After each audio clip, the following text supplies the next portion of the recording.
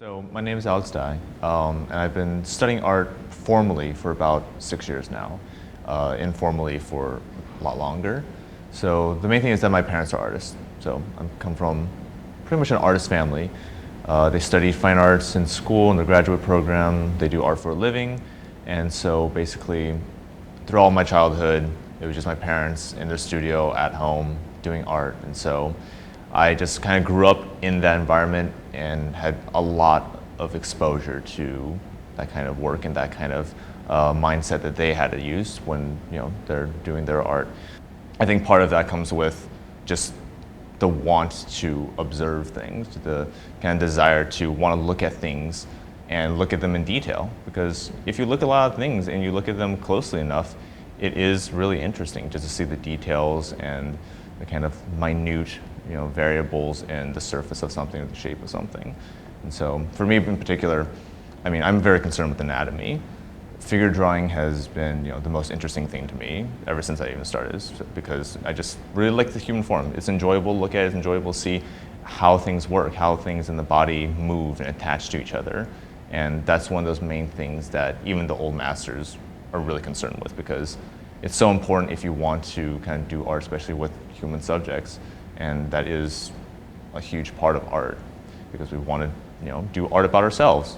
If you study art history, you learn a lot about the kind of old masters and their very technical way of painting and drawing. And so for me, I'm very drawn to the Baroque style. There's something about it that is very stark and contrasting that is just very interesting to look at.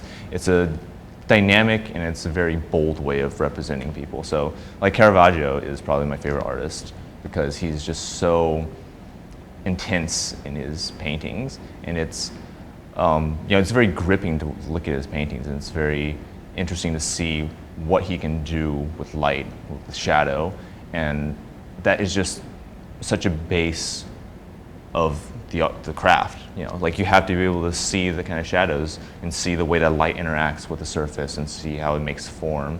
And so that ability to really be able to look at something in reality and be able to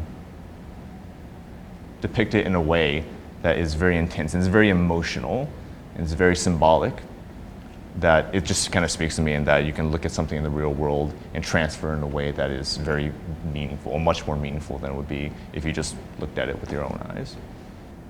It's almost like people don't really need to see your art for you to enjoy it. And I think that's something that's kind of unique to visual arts, because it is something that is a skill that you practice.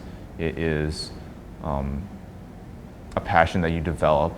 It's a curiosity that you're able to feed through whatever you're doing, whatever you're seeing, that it's in large part an internal way of developing, and it's kind of isolated.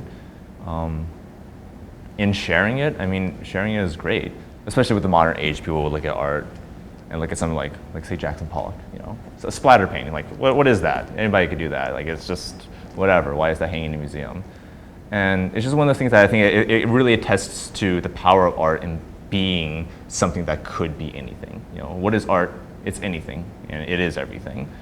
So when I hear people kind of like question things like that and their validity in the art world, it's just interesting to me, because the entire point of a piece like that is to raise those type of questions and to get people thinking like, well, why is this art and this isn't? Is that not art? Figure it out. There's a lot of things to it. There's a lot of depth to it, and it's important for artists, visual artists, to know their craft, to know what exactly it is that they're doing and know what that impact is, if there even is any.